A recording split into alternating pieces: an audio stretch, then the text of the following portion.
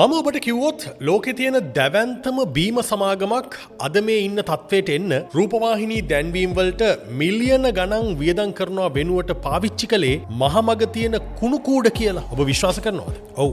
ඔබ ඇහුවේ හරිම දේ. කිසිම කෙනෙක් කුණු කූඩයකින් තමන්ගේ ව්‍යාපාරය ප්‍රොමෝට් කරන්න හිතන්නේ නෑනේ. හැබැයි මේ සමාගම හරියටම කළේ ඒක. මේ තමයි හිස්ටින් කුණු කූඩ වලට දාලා ලෝකෙම රැවට්ටුව Red Bull Mastermind උපාය මාර්ගය. මේ ගැන සම්පූර්ණ විස්තරේ IQ Story මේ වීඩියෝ එකෙන් ඔබට බලන්න පුළුවන්. මේ වගේ කතා නිතර දැනගන්න IQ Story අපිව YouTube වල subscribe කරන්න. Facebook වල follow කරලා තියාගන්න. හැමෝම දන්නවා Red Bull කියන්නේ ලෝකයේ අංක 1 එනර්ජි ඩ්‍රින්ක් එක කියලා. හැබැයි මේ සාර්ථකත්වයේ පිටුපස තියෙන්නේ සාමාන්‍ය ව්‍යාපාරික කතාවක් නෙමෙයි. මේක මනෝවිද්‍යාව එහෙම නැත්නම් මිනිස්සුන්ගේ මනස එක්ක කරපු අති විශිෂ්ට සෙල්ලමක්. අපි මේකට කියනවා ව්‍යාපාර ලෝකයේ මනෝවිද්‍යාත්මක මෙහෙයුමක්. එහෙමත් නැත්නම් psychological warfare in business කියලා. ඉතින් කොහොමද Red Bull එක මේක කළේ? Coca-Cola, Pepsi වගේ දැවැන්ත සමාගම් මුළු මාකට් එකම අල්ලගෙන හිටපු කාලෙක අලුතෙන් ආපු සමාගමක් කොහොමද කුණු කූඩ පාවිච්චි කරලා ඒ අයව පරාජයට පත් කළේ? කතාව පටන් ගන්නේ ඔස්ට්‍රියානු ජාතික ඩියට්‍රිච් මාටෙස්ටිට්ස් කියන ව්‍යාපාරිකයාගෙන්. ඔහු තායිලන්තයේ සංචාරය කරනකොට කාටින් ඩෙන්ක් කියන පානය හොයාගන්න. මේකේ තියෙන වෙනස්ම ශක්තිය ඔහු දකිනවා. ඔහු හිතනවා යුරෝපයට ගැලපෙන විදිහට මේක වෙනස් කරලා ගේන්න. 1987 දී ඔස්ට්‍රියාවේදී Red Bull නමින් මේක මුලින්ම හඳුන්වලා දෙනවා. හැබැයි නියම අභියෝගය ආවේ ලන්ඩන් නගරයට. ඒ කියන්නේ එක්සත් රාජධානියේ දැවැන්ත මාකට් එකට මේක හඳුන්වලා දෙන්න ගිය වෙලාවේ. ඒ කාලේ බීම මාකට් එකේ රජවරු වුණු Coca-Cola සහ Pepsi ඔවුන්ගේ අසීමිත මුදල් වියදම් කරලා දවස පුරාම රූපවාහිනියේ පත්තරවල බිල්බෝඩ් වල දැන්වීම් දානවා. ඒකට ඔවුන්ට පුළුවන්කමක් තිබුණා. හැබැයි Red Bull කියන්නේ ඒ කාලේ බොහොම පොඩි සමාගමක්. ඔවුන්ට මේ දැවැන්තයෝ එක්ක හැප්පෙන්න සල්ලි තිබුණේ නැහැ. අන්න එතෙන්දි තමයි ඩියට්‍රිච් තීරණය කරන්නේ සල්ලි වලින් නෙමෙයි මේක මොලෙන් ගහන්න ඕන ගේම් එකක් කියලා. ඔවුන් ලන්ඩන් නගරේ තරුණයන් සහ විශ්වවිද්‍යාල සිසුන් ඉලක්ක කරගෙන අපූර්ව සැලැස්මක් හදනවා. ඔවුන් කලේ රෑ ජාමේ ලන්ඩන් නගරේ තියෙන ජනාකීර්ණ සමාජ ශාලා එහෙම නැත්නම් නයිට් ක්ලබ්ස්, පබ්ස් සහ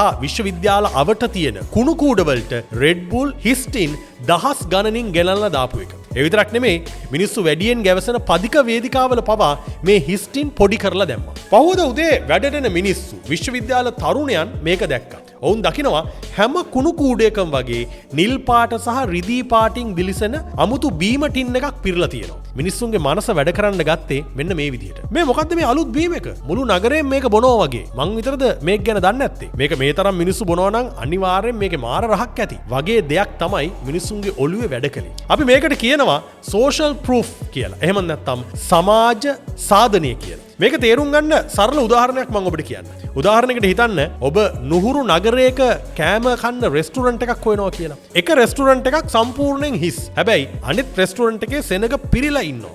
එළිය පොලිමත් තියෙනවා. ඔබ කෑම කන්න තෝරගන්නේ මොන රෙස්ටුරන්ට් එකද? අනිවාර්යෙන්ම සෙනග ඉන්න එකනේ. මොකද අපේ මොලේ අපිට කියනවා මෙච්චර සෙනගක් ඉන්නවා නම් මෙතන කෑම හොඳ වෙන්න ඕනි කියලා. Red Bull කළෙත් අන්න ඒ වගේ දෙයක්. ඔවුන් ව්‍යාජ විදිහට සෙනගක් ඉන්නවා කියලා හැඟීම කුණු කූඩය හරහා මවල පෙන්නුවා. තමන්ගේ පානය ජනප්‍රියයි කියන එක පාරිභෝගිකයින්ට ඒත්තු ගන්වන්න ඔවුන් පාවිච්චි කළේ පාරිභෝගිකයාගේම මනස.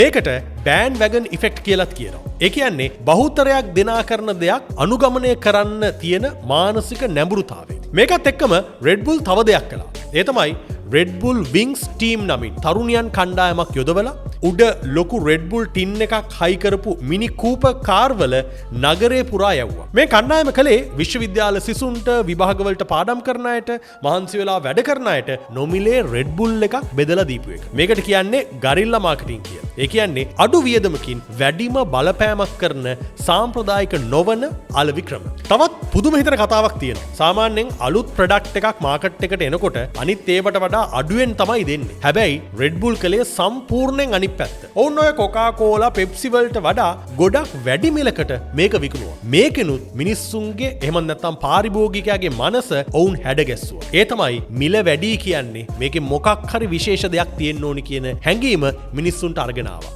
ආර්ථික විද්‍යාවේදී මේකට කියන්නේ වෙබ්ලන් ගුඩ් ඉෆෙක්ට් එකක් නිර්මාණය කිරීම කියලා. ඉහළ මිලක් තිබීම නිසාම ඒක ප්‍රීමියම් නිෂ්පාදනයක් කියලා මිනිස්සු බාරගත්තා. දැන් ඔබට හිතෙන්න පුළුවන් මේ කුණු කූඩ කතාව ඇත්තටම වුණාද නැත්නම් මේකත් නිකම්ම කතන්දරයක්ද කියලා. සමහර අලෙවිකරන විශේෂඥයින් සහ ඉතිහාසඥයින් පෙන්වලා දෙනවා මේක Red Bull සමාගම වටා ගෙතුණු අපූර්ව මිත්‍යාවක්. එහෙම නැත්නම් මාකටිං ලෙජන්ඩ් එකක් කියලා. ඒ වගේම තවත් පිරිසක් කියනවා ඇත්තටම Red Bull මුල් කාලේ මේ උපක්‍රමය පාවිච්චි කළා කියලා. කොහොම වුණත් මේ කතාව ඇත්ත වුණත් නැත්ත වුණත් අදටත් ලෝකේ හොඳම ව්‍යාපාරික පාසල්වල ගරිල්ලා මාකටිං ගැන උගන්වද්දී මේ Red Bull උපාය මාර්ගය ප්‍රධාන උදාහරණයක් විදිහට උගන්වනවා. නැත්නම් භාවිතා කරනවා. ඉතින් මේ කතාවෙන් අපිට ගන්න පුළුවන් ප්‍රධාන පාඩම් මොනවද? පළවෙනි එක. සල්ලි කියන්නේ හැමදේම නෙමෙයි. ඔබට හොඳ නිර්මාණශීලී මොලයක් තියෙනවා නම් දැවැන්තයන් උනත් වටන්න පුළුවන්. දෙවෙනි එක. පාරිභෝගික මනස තේරුම් ගැනීම. මිනිස්සු තීරණ ගන්නේ තර්කානුකූලව නෙමෙයි. හැඟීම් සහ සමාජයේ අනිත් අය කරන දේවල් දිහා බලලා. තුන්වෙනි එක. නිෂ්පාදනයක් විකුණනවට වඩා